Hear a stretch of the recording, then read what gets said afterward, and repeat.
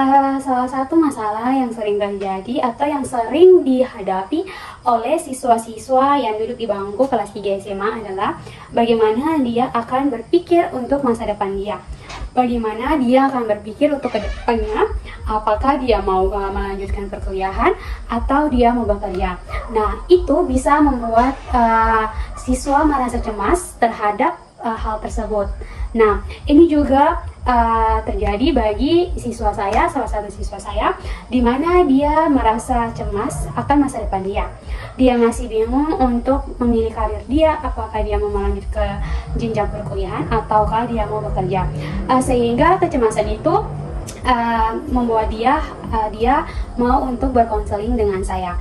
Nah, di saat ini saya akan melakukan konseling dengan dia nantinya, dan menurut saya yang harus saya siapkan, saya sudah menyiapkan RPL saya, terus ada juga pendekatan dan teknik yang sudah saya coba buat nanti, apakah itu berhasil di sesi pertama untuk menyelesaikan masalah klien saya ini tentang kecemasan terhadap masa depan.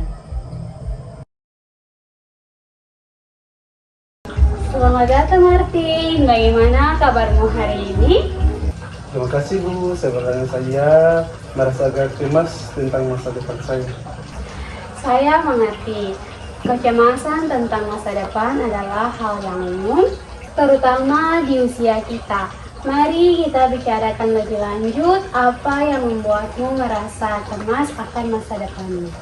Saya khawatir tentang pilihan karakter saya dan bagaimana saya bisa mencapai tujuan hidup saya. Itu adalah hal yang sangat penting untuk dipikirkan. Kecemasan seringkali muncul dari ketidakpastian.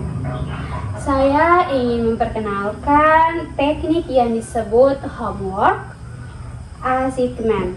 Apakah kamu familiar dengan konsep ini? Saya belum pernah mendengarkannya. Homework assignment adalah cara untuk membantu kamu merenungkan pikiran dan perasaanmu.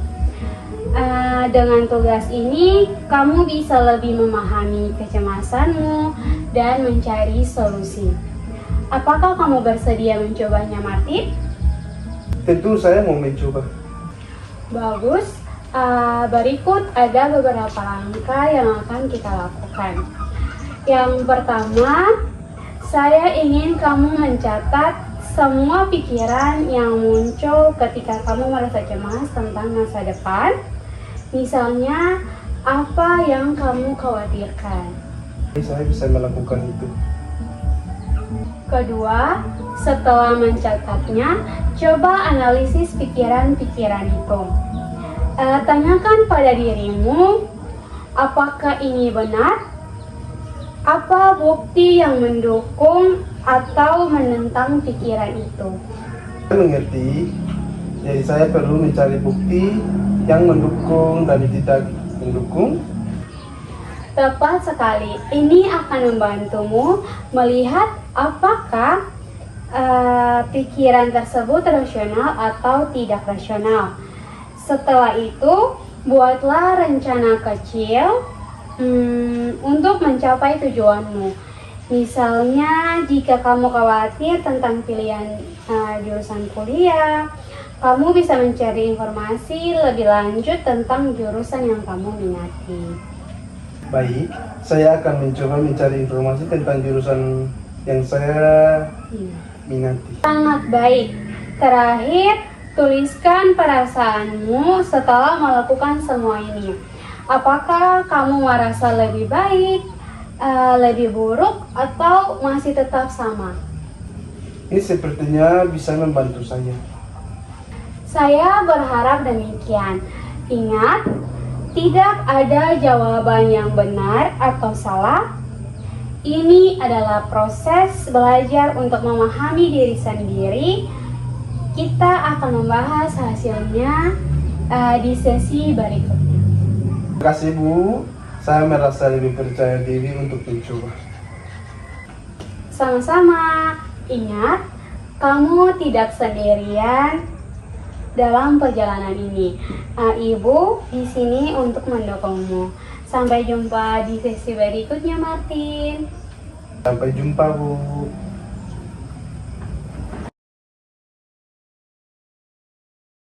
Nah, setelah sesi konseling sesi pertama sudah berlangsung, yang saya tangkap dari apa yang kita konselingkan adalah pertama, dia merasa cemas terhadap masa depan dia. Dia bingung untuk melanjutkan perkuliahan atau bekerja. Kemudian dia juga bingung kalau mau kuliah, apa jurusan apa yang dia ambil, apa yang dia minati. Nah, tadi setelah mendengar penyebabnya, setelah mendengar masalahnya, nah saya menerapkan salah satu teknik, yaitu teknik homework assignment dalam pendekatan LGBT ini, di mana saya menyuruh klien saya ini untuk mencatat perasaan-perasaan yang muncul ketika dia merasa cemas, ketika dia merasa khawatir tentang masa depan dia. Apa saja yang dia rasakan. Nah, itu saya suruh catatkan. Kemudian saya suruh dia untuk menganalisis perasaan-perasaan tersebut, serta saya mencoba menyuruh dia untuk apa yang dia pikirkan saat dia merasa hal tersebut. Nah, apakah ada bukti yang benar atau yang tidak benar tentang pemikiran-pemikiran dia yang irasional itu?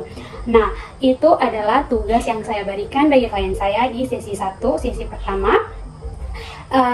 Dan dia akan kembali ke sesi kedua untuk berkonseling dengan saya. Nah, nanti sesi kedua akan saya tanyakan tentang pencapaian-pencapaian yang dia boleh lakukan selama beberapa minggu ke depan ini dengan penerapan teknik homework assignment yang saya berikan.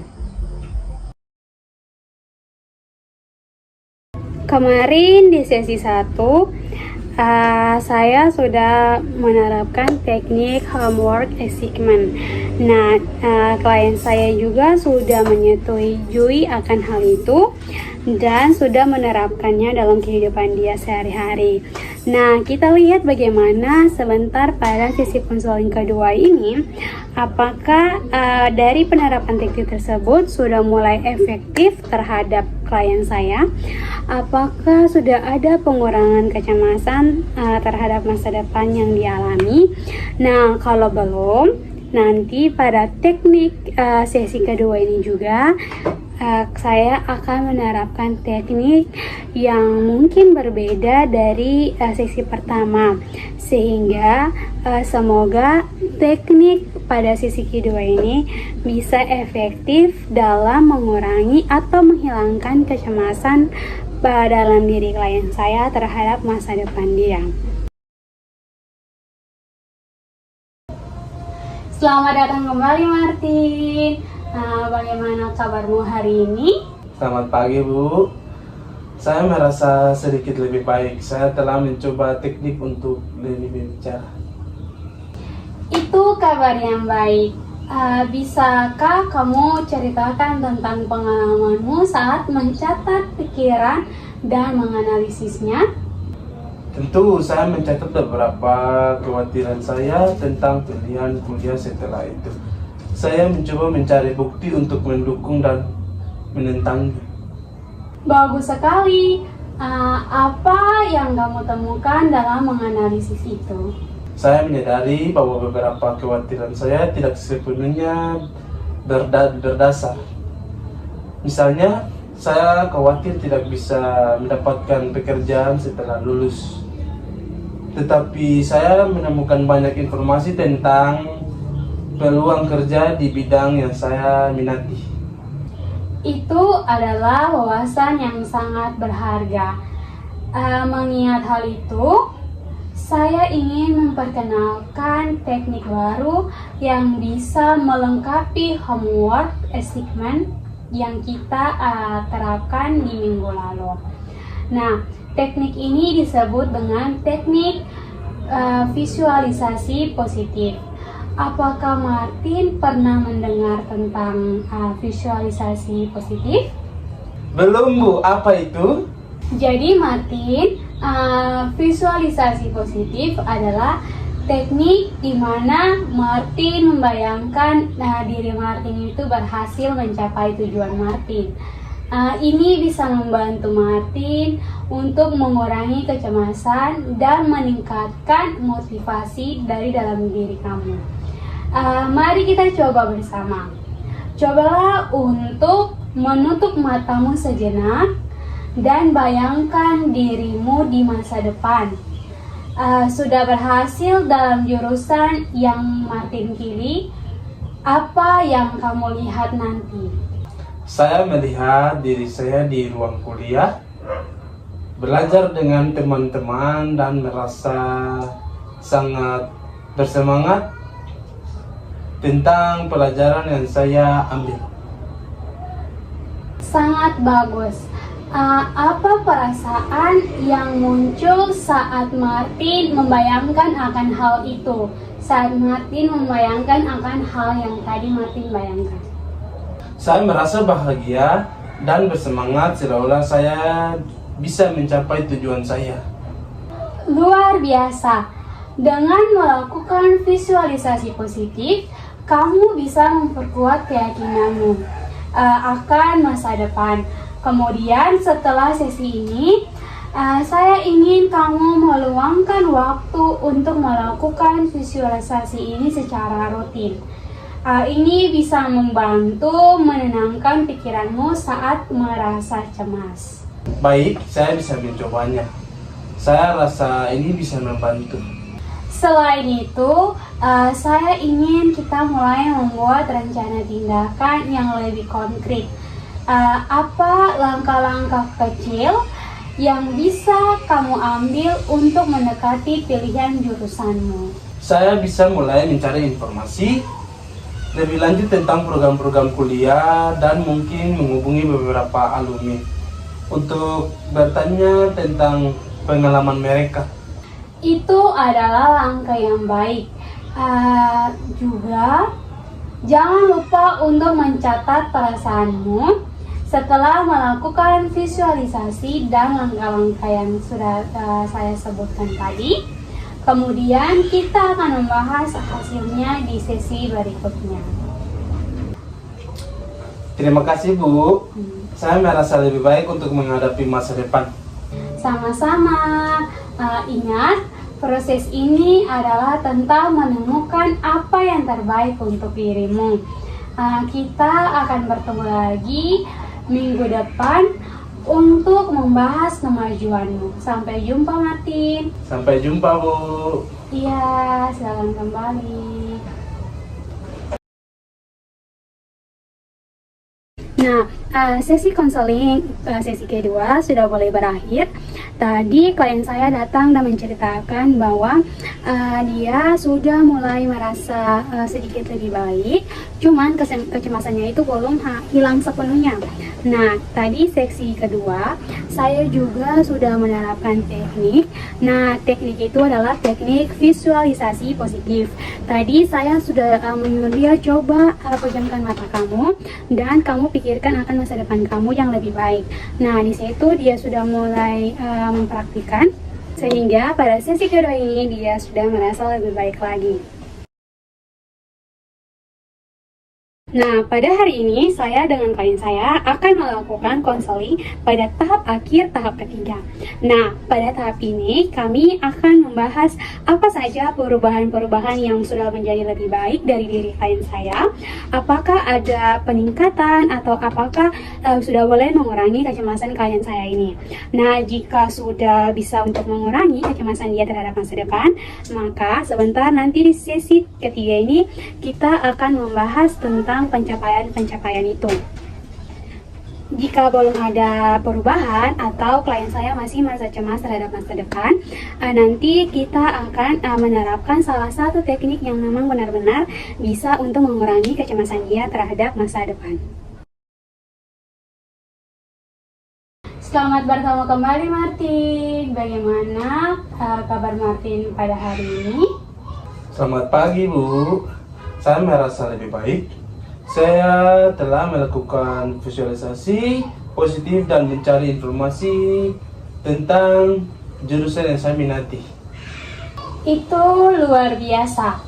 Apa yang Martin temukan dari informasi yang Martin cari? Saya menemukan beberapa banyak program yang menarik dan juga menghubungi alumni. Mereka memberikan banyak wawasan tentang pengalaman mereka di jurusan tersebut. Sangat baik. Mendapatkan perspektif dari alumni bisa membantu. Apakah ada hal yang mengejutkan atau membuat kamu merasa lebih yakin? Ya, saya terkejut dengan banyaknya peluang kerja yang ada setelah lulus dari jurusan yang saya pilih. Itu membuat saya merasa lebih optimis. Itu adalah kabar yang sangat baik. Sekarang saya ingin memperkenalkan teknik baru untuk membantu kamu untuk lebih siap menghadapi masa depan. Tekniknya ini disebut dengan teknik goal setting atau penetapan tujuan. Martin pernah mendengar tentang goal setting atau penetapan tujuan ini? Belum, Bu. Apa itu? Goal setting adalah proses menetapkan tujuan yang spesifik, yang terukur, dapat dicapai, relevan, dan berbatas waktu. Dengan menetapkan tujuan yang relevan, kamu bisa membuat langkah-langkah yang lebih konkret lagi untuk mencapai impianmu itu. Mari kita coba menetapkan beberapa tujuan untuk langkah-langkah yang ingin kamu capai atau ingin kamu ambil. Baik, saya siap. Apa langkah pertama yang harus saya lakukan? Pertama, pikirkan tentang tujuan jangka pendek yang ingin kamu capai dalam waktu 1 bulan ke depan. Misalnya, mungkin kamu ingin menyelesaikan penelitian tentang program-program kuliah yang kamu minati. Apa tujuanmu? Saya ingin mengunjungi 2 universitas dan berbicara dengan mereka tentang program yang mereka tawarkan. Itu adalah tujuan yang sangat bagus. Sekarang, mari kita buat tujuan jangka menengah. Katakanlah dalam 6 bulan ke depan, apa yang ingin kamu capai? Dalam 6 bulan, saya ingin sudah menemukan jurusan yang akan saya ambil dan mendaftar. Luar biasa. Dan untuk tujuan jangka panjang dalam 1 tahun ke depan, apa yang ingin kamu capai lagi? Saya ingin sudah diterima universitas dan mulai kuliah. Sangat baik. Dengan menetapkan tujuan-tujuan yang sudah kamu katakan tadi, kamu memiliki peta jalan yang jelas untuk masa depanmu. Ingatlah untuk meninjau kemajuanmu secara berkala dan sesuaikan jika diperlukan. Terima kasih, Bu. Ini sangat membantu saya merasa lebih terarah sekarang. Senang mendengar itu. Jangan lupa untuk mencatat kemajuanmu dan perasaanmu. Ini akan membantu kita melihat bagaimana kamu berkembang. Sesi ini adalah akhir dari konseling kita. Tetapi ingat, kamu selalu bisa kembali jika membutuhkan dukungan lebih lanjut, Martin. Terima kasih banyak, Bu. Saya sangat menghargai bantuan dan dukungan Anda. Sama-sama. Ingat, perjalanan ini adalah milikmu dan kamu memiliki kemampuan untuk mencapai tujuanmu. Sampai jumpa di lain waktu. Sampai jumpa, Bu.